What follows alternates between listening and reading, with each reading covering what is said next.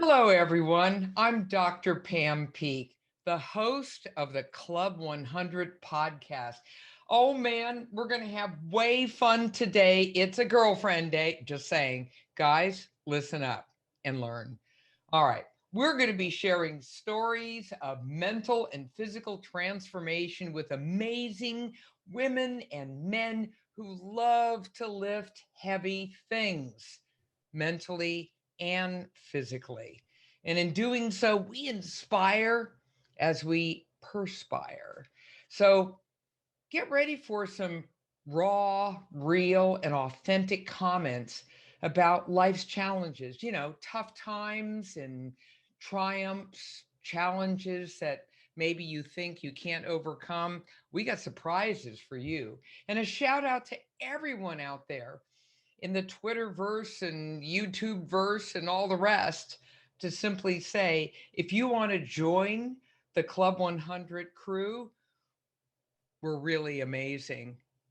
We're a great community of people who just simply support one another in all things taking good care of yourself and fitness. So come on down, join up, just run on over to the 100 Club 100. That's the at 100 Club 100 with the numbers, and you'll be able to get a royal welcome from all of us. Okay, let's start right on in. I'm so happy about this. When I first joined Club 100, all of a sudden people welcomed me on board, and this was all great. And one of them is today's guest, and that is Thora Strong. Thora, welcome to the podcast. Thanks for having me. Oh, for crying out loud. I'm just saying here that when I saw you jumping up and down and doing all your weightlifting and you're moving half of your garage every time you're in there, I'm thinking, I'm afraid. I'm now officially afraid. Who is this woman already?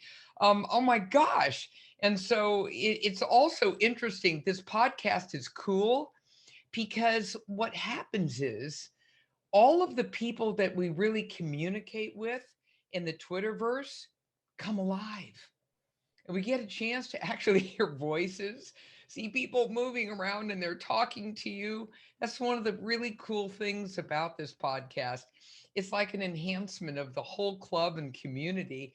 We get to actually hang out with one another. So let's do some hanging out. Thora, what is your last name? Is it Strong or am I going to cry? I totally wish it was Strong, but it is Rourke. Okay, Rourke. We're gonna bag Rourke and go with Strong. And so, oh my gosh, what is your Twitter handle? It is Thora underscore Strong one. Ooh, she's the first and the one and only. The one and Okay, only. so listen up.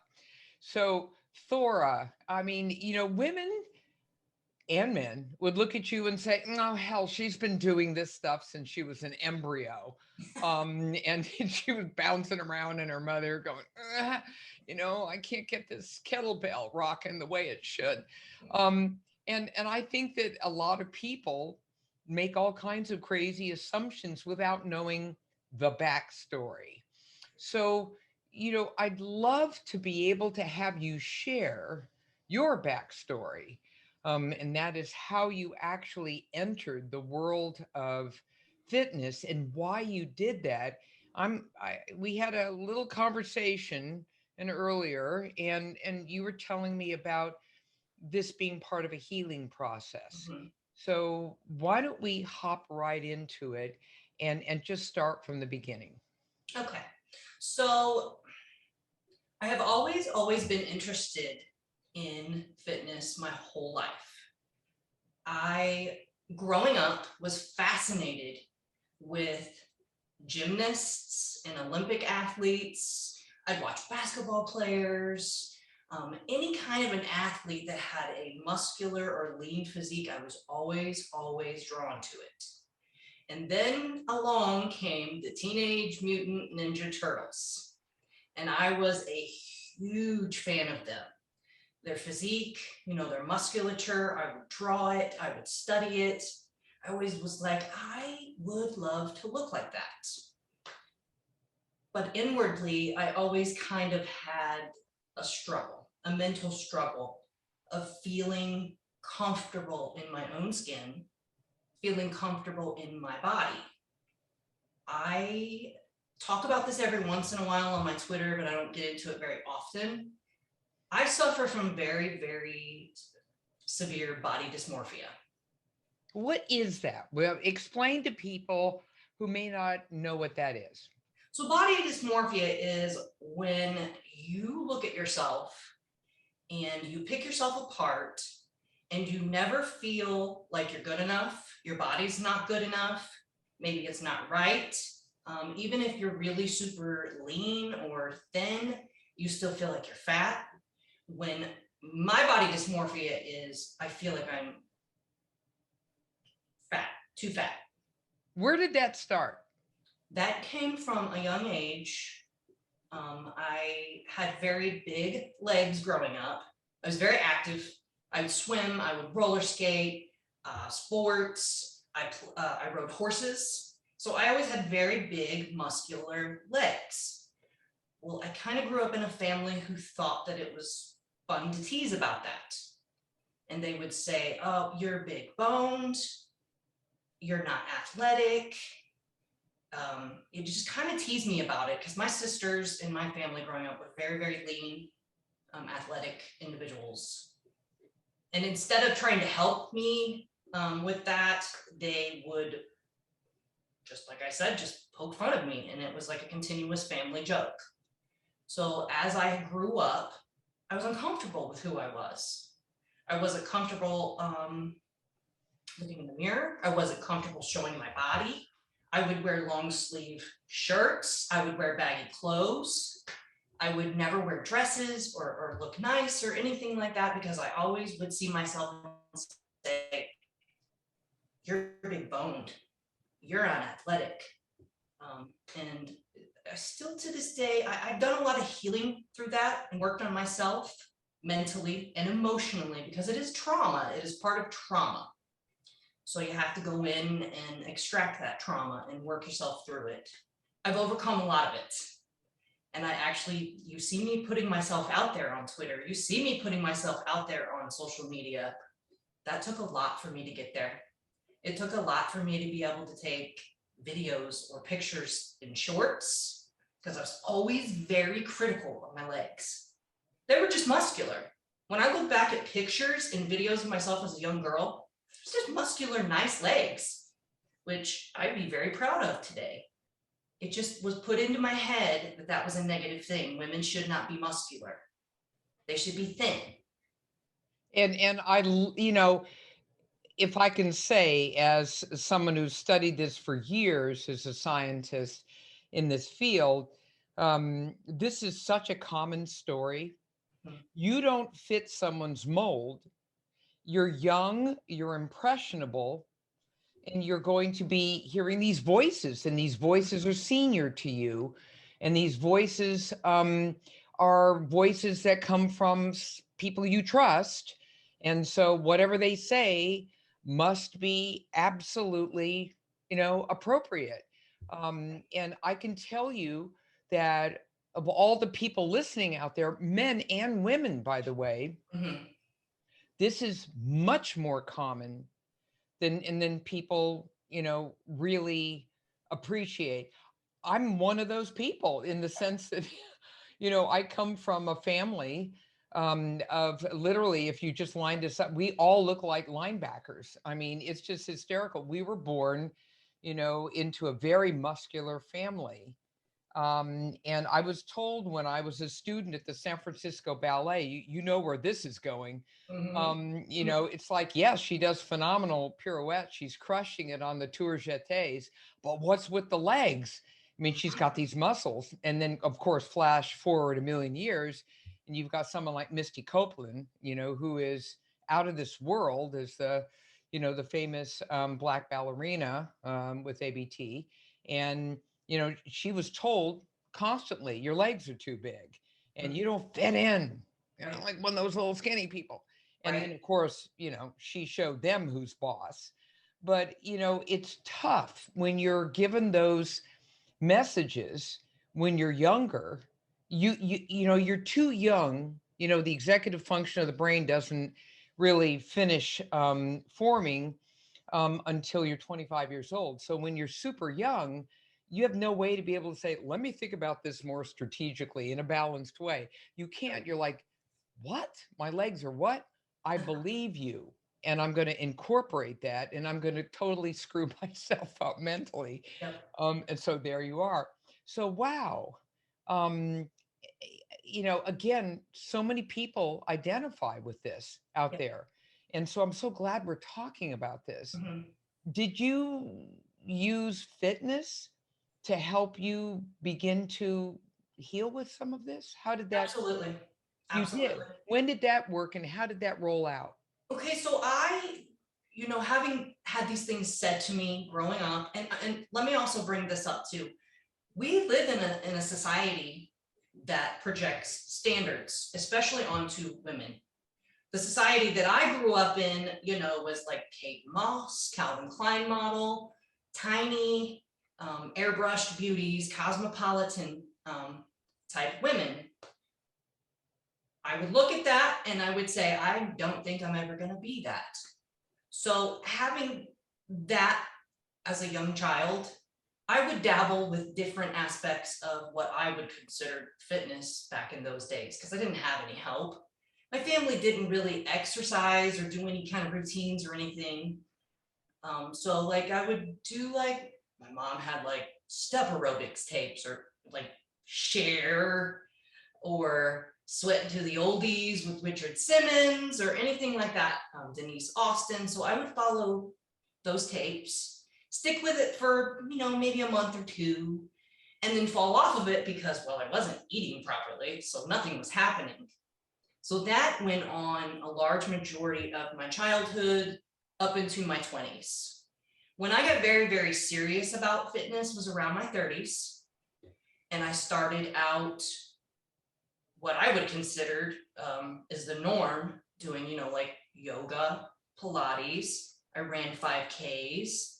I did all these things initially. They were great, but they weren't quite getting me where I wanted to be. So I started doing boot camps and circuit training that used weights. Things started happening then. And that was like, I got hooked instantly. I could see my arms were changing. I was seeing a six pack coming in. I'm like, dude, I always wanted a six pack, so that was the biggest catalyst for me. And it was a way to feel comfortable because I felt like it was something that I could somewhat control. I couldn't really control how people perceive me, but I can control how I shape my body. How did you fit all this in with children? Very carefully. So my oldest is now 16, and after he was born, or when he got a little older, I should say, started going to school, I would just fit it in while he was at school. When he was very, very young, I'd do it when he was taking a nap or whatever I could fit it in. I was like, I just got to get it done. So just make the time to have it happen. And if it doesn't happen that day, okay, great, we'll go back tomorrow. But even when my youngest was born, I stayed in the gym until the day before he was born. He was a scheduled C-section. I told my doctor I was not going to stop lifting weights or anything because I was heavily into it. I'd already done a figure competition prior to conceiving him. So I was heavily into bodybuilding at that point. And my doctor worked with me. She allowed me to stay in the gym just with some restrictions. Don't get your heart rate up. Don't do anything that stretches your core after a certain amount of weeks in. And then she let me go back into the gym a week after he was born. Even with a C-section, she just gave me parameters. I have a very, very, very supportive husband. He is my biggest fan. So when the baby was napping, I would do my workouts, or I would wait for my husband to come home and I would do my workouts. And we just made it work. Okay. So you're the queen of workaround. Listen up, everyone who's listening to this podcast. Anyone who wants to be successful in life has to be a king or queen of workarounds. Yep. You have to learn to do the two verbs I love more than anything else in life: adapt and adjust. Yep. So, this way you can get rid of what I love to call, is my kind of trademark term, BMW. Bitch, moan, and whine. It's like, Yep. this is so hard and I can't do this. And there's no, come on now. So when you're a busy mother, somehow, you just ram it in there and make it Yep. work one way or the other. I'm curious about something. Mhm. Why did you do a competition? Like, what was that like for someone with your history? Terrifying. Because let's be honest, you've never seen a bodybuilding show before. You stand on stage in an itty bitty, teeny tiny little sparkly bikini. And if you do figure you have high heels, which I'm like a baby calf walking in high heels. So that was a total different change for me. I got into it because, again, I was fascinated with the physique. And it gave me a goal. It gave me a goal. It gave me a start date and an end date and what I wanted to accomplish in between the two. Not only that, but it also teaches you who you are and what you're about. There is nothing more challenging than dieting down to get on stage, to be judged on your physique when you have body dysmorphia. What was that like for you when you were up on stage, and how did you do? It was incredible. It was exhilarating. My very first competition, I got third. My second competition, I got 2 seconds. And my third one, I didn't get to compete because I had a loss in the family the week of the show. So I went through the entire prep and then couldn't do the competition. So every time I did it, it was a blast. I mean, the competitors are amazing. The backstage atmosphere is incredible. And there's nothing more cooler than how you look the day of a competition. Your body's lean, your body's tight, your muscles are popping through, you have a tan on that brings out absolutely everything. And to me, that was what I always aspired to look like. It's not a sustainable thing though. You can't live stage life. You can't live with that physique. It's not healthy. All right. So after you finished that phase of your life, as it were, what did you move on to in terms of fitness? And the reason why I'm bringing this up is, folks out there, listen up. You got to change it up too. And you got to diversify. And remember, you're always growing mentally and physically, and you're always learning, because this is, after all, a hell of a journey. And so, what'd you do next? After that failure of a competition where I didn't get to compete, I stuck with bodybuilding for a little while. I began following Dana Lynn Bailey's training program, which, if you don't know Dana Lynn Bailey, you need to figure out who she is. She is absolutely incredible. I followed her program for a few years, grew as much as I possibly could. Then I took on a little bit of powerlifting because, it's a different aspect. It's a different stimulus. It's a different way of training. It taught me mentally how to handle heavier weight because I was afraid of it. With my bodybuilding, it never was about how much weight you put on. It was about how you did the reps and hitting certain muscle groups to make, hypertrophy for those muscle groups. Powerlifting kind of does that too, but it teaches you the technical side of how to properly move that barbell, how to properly handle that heavy load, how to squat, how to deadlift, how to bench. And I really, really loved powerlifting. That was a wonderful experience for me. And I've done that on and off with bodybuilding for about the past 4 or 5 years. Well, recently, I've decided to take a totally different route. All right. So now we're at the steering wheel here. We're at the steering wheel. Yes. Whoa. Where are we going? I decided, I don't want to be the strongest individual in the world. How about, and I'm definitely naturally, I'm not going to be the biggest physique. It's just not going to happen naturally. And I'm not about to take that other road. How about we go for the fit route? Uh-oh. Now how about we try something totally different? Fit. Okay. Now what? I am now dabbling fully in CrossFit. There's no such thing as dabbling in CrossFit. You're either right? in or you're out.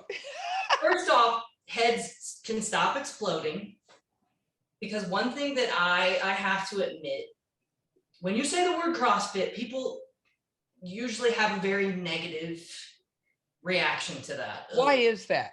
I think it's just the way that it's been portrayed in the community. I think that they do think CrossFit has different skills in it that your average gym goer just doesn't quite understand. And they see videos of people doing CrossFit terribly, or, you know, the CrossFit fails, terrible, terrible things that you'll see. And they think that that is the standard.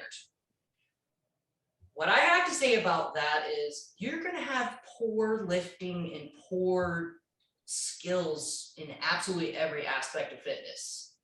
Powerlifting, I've seen some people do some really, really scary stuff in the gym. Bodybuilding, I've seen people do really scary stuff.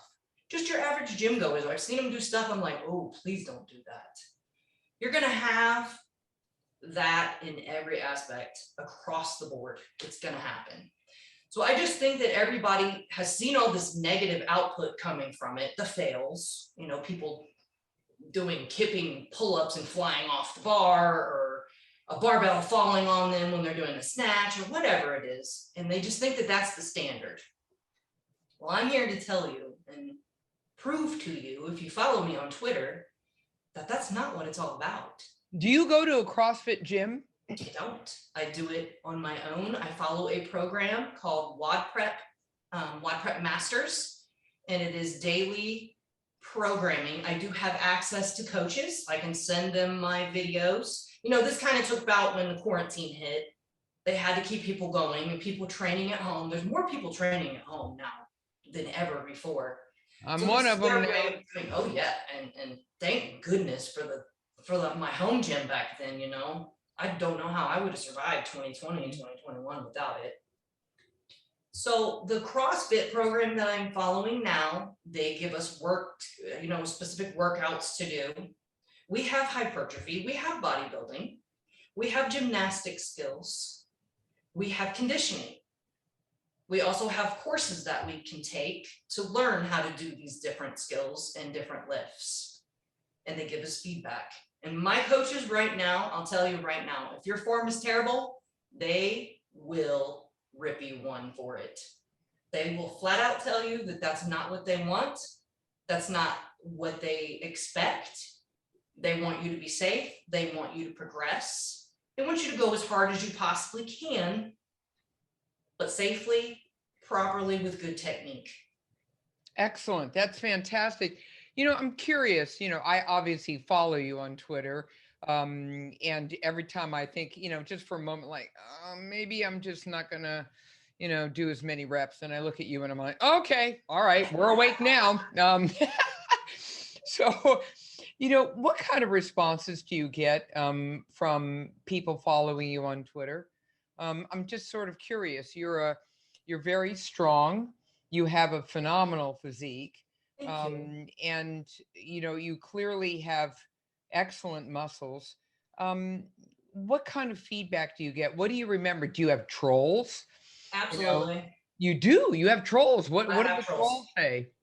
But let me tell you, the positive support that I receive far outweighs than the negative. I mean, for every one troll, I have at least 100 positive supporters. I'm just dying to know what the troll says.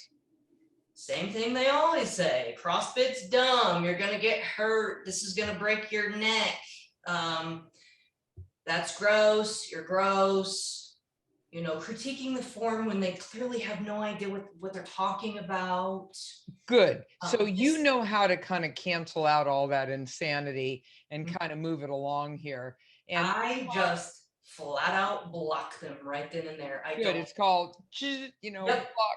I don't tolerate negativity at all. I'm very, very energy sensitive kind of person. And if I even remotely detect a hint of shade or negativity, gone. You're out of here. Room for you. We're here with a purpose. support it, act right, or get left. That's your So decision. what do your fans say? I mean, what are some of the things that really are outstanding? What's kind of your brand, as it were? When they're following you and they're saying, "Oh my gosh," what comes out of their mouth? You know what comes out of mine. I'm constantly giving you little feedback, going, "I can't believe you just did that." Yep. Is that in the Guinness book? I mean, where are we going with that? No, but what do they say? Pretty much along the lines of what you just said as well. Beautiful physique, very strong. That's incredible. I can only do a quarter of what you just did. How are you doing that? They'll ask questions and I'll try to give them my best feedback. Obviously, I'm not a coach or a nutritionist or anything like that. But you give them just some authentic feedback. So I'm just curious. Here you are with this incredible journey. You're still obviously working on that whole issue that emerged when you were a little girl. And you look in the mirror and you're saying, "Okay, I'm staying fit and strong mentally and physically, and all the rest of it." So when did you join Club 100? How did that come about? I think I joined back in, I want to say it was either September or October. And I didn't really use Twitter very much until September. I only was on there to just kind of follow world events or news outside of Facebook and Instagram, because you just can't, Twitter's different than those two platforms. You see more on Twitter than you will the other two. So it's just another source of information. And then just one day I decided, I'm just going to start putting my videos on here just to kind of have another platform in case I get rid of the other ones. And I started getting feedback really quick. And people started following me and sharing my, retweeting. And then I don't know how it happened, but somehow I encountered a couple of the members, like Dookie Butter and Coach Buddy and a couple of them, and they just were like, "Why don't you join up?" And I'm like, "Absolutely. I'm looking for camaraderie. I train at home by myself. I have nobody. I would like to have somebody with a like mind to talk to." What's And it been like being part of Club 100? it's been incredible. I mean, the support that you get in this club is absolutely incredible and unlike any other platform. It's just totally different. We all come from different walks of life. We all come from different aspects of fitness. We have bodybuilders, we have powerlifters, we have strongmen, we have CrossFitters, we have Ironmen, we have marathon runners, we have, anything you can imagine. And it doesn't matter. We're there to support each other and each other's goals. If you tell Club 100 what your goal is, they're going to hold you accountable and support you and push you to hit those goals. And these people are just absolutely inspiring. Oh, that's so wonderful to Absolutely hear. incredible. We got people from all over the world. Yes. I invited in Aggie, who is He's awesome.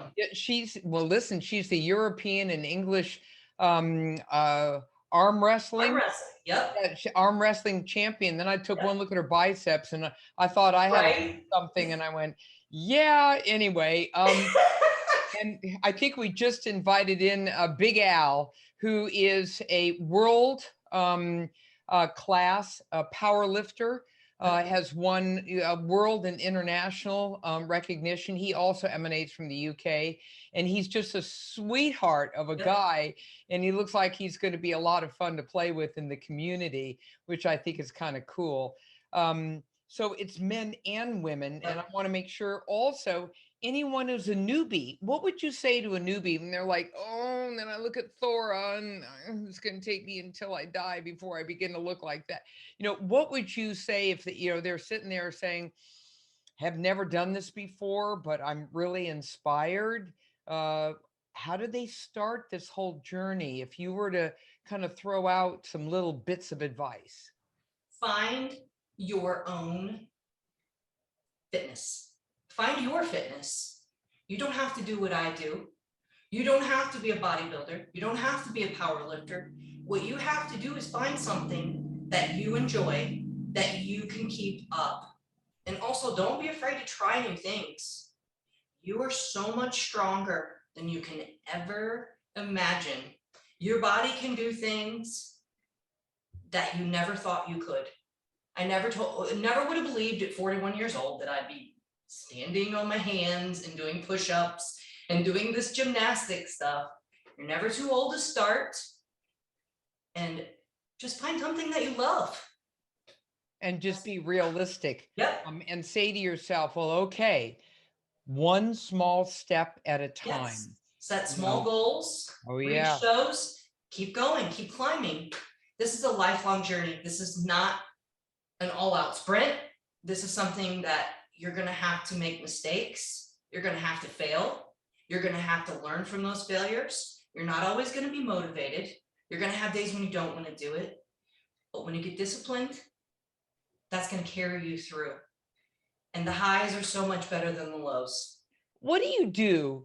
I mean, we're trying to find a little humanity here. What do you do on a day when you're like, I don't feel like this? I don't want to do that.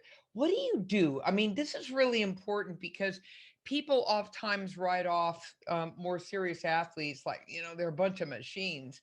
Yeah. And, they don't have feelings and they don't have rotten days when you feel kind of down and, not quite with the program. What do you do? How do you navigate that? I remember why I started. Say that again. I remember why. Remember why you started. And you're not going to go forward if you keep going backwards. You got to keep pressing. And for me, if I can tell you right now, if I miss a day, that's harder for me mentally and emotionally than me dragging myself out to my gym and just putting in work. Or don't you have a day like, sometimes, I've been at this for decades and long before it was cool. And I find that even if I'm having sort of a really funky day, now this is assuming you don't have like the flu or something. I'm just saying mentally you're kind of like, whatever.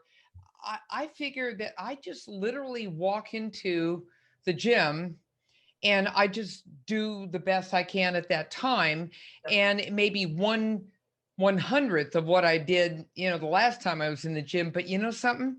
You did it. At least 50% was showing up. Yep. And then the rest of it will be what it is. And I know that it's weird. Sometimes you go in and you're working out and for the life of you, you're having the worst workout on the planet. It's like, what is with this? My body's not talking to my mind and the whole thing is a mess. And then other days you walk in and you just crush it and you're like, well, what I do wrong? What I do right? I don't understand. So what I always say? Don't overthink it. Just show up. Just do it. Just do it. Flip and do it. And, at least you showed up and do something. And at the very least, and that's kind of, people need to hear this or they think we're a bunch of crazy people who just like, we're like little robots and we just show up and, and back and forth. So you also, at the same time you do your videos, you also post a lot of real positive comments and inspirations, as it were.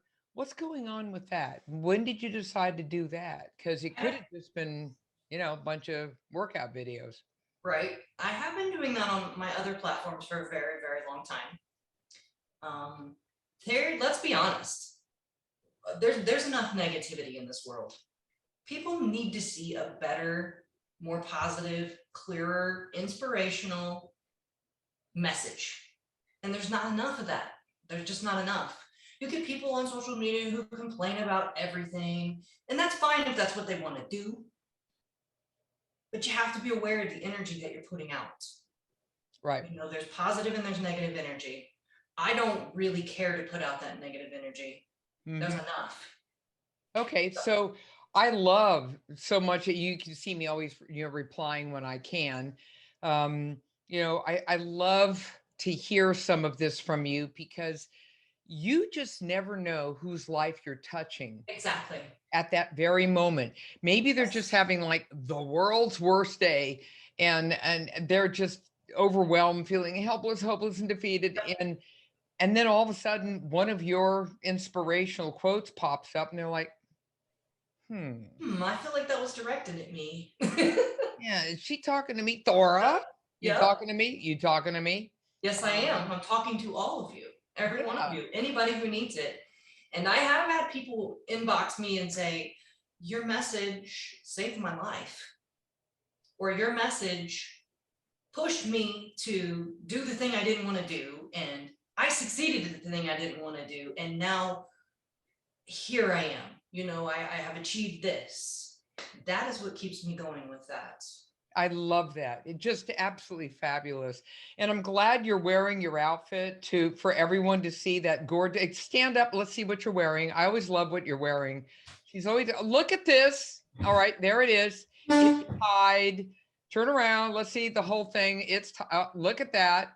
Nice. This is Dana Lynn Bailey's line. Flag Nor Fail is from the Navarre collection. Oh, I absolutely love it. And it's also fun to see us wear, for a long time, I'm old school. It was all about kind of ripped sweats, and I had these tops they were all ripped and nasty. Yeah, the ripped thing is still in though. I purposely ripped some of my shirts. I know ripped is good. Ripped is good. But I'm saying that's all we had. I mean, great. I mean, seriously. And so it's great to see this. So, really, Thora, you just continue to be certainly an inspiration to me and all of the members, not just the women who are members of Club 100, but to all of the members, because we're always talking to one another and sharing as a community, a very positive, supportive, fun community. I'm learning some bro language, some of which I'm not sure I'm ever going to use, but I'm learning it nonetheless. You just don't know when that's going to come out of your mouth. I'm just saying, one of these days it's going to pop right out of my mouth, and people are going to stare and they say, Dr. Peak, what? All right. Hanging out with the bros too long. Hanging out with the bros. So before we close up, I'd like you to deliver just one delicious nugget for everyone out there, especially those people who are newbies and maybe are considering joining up the club. What would you say to help inspire them? And, just do it in that beautiful, Thora way. Believe in yourself, and don't ever, ever, ever let anybody tell you that you are worthless or not good enough. Because I promise you, you are absolutely amazing. You're stronger than you know, you're smarter than you know, and you can do absolutely anything you want. You're never too old. Just do it. Life is too short. If you want it, go for it. Woo! Yes. Oh my gosh. Oh my gosh. Enough said, people. Enough said. That was just absolutely amazing. Can we just high five right now? High five. Okay, there it is. All right. Well, listen, see you on Twitter. So Thora, you are just amazing. And thank you. Well, thank you. It's a we thing. It takes a village, it takes a team, and it takes Club 100. So for all of you out there, we're wrapping up this episode of the 100 Club 100 podcast. And, if you want to learn more about us, just run on over to the Twitter handle at 100 Club 100. And that's with the red little numbers, 100. At 100 Club 100, you're going to notice that all of the members put a little 100 right around their names. And that's how we can identify each other. And it's just cool. Just come on down, join up, let us know. Go to that Twitter handle and say, I just joined. I want to learn more about, and who are these people? And we will give you a royal welcome for sure. Absolutely. All right. That's the end of this podcast. Thora, have a great one. And everyone out there, please remember, mental and physical fitness That's where it's at. Take care.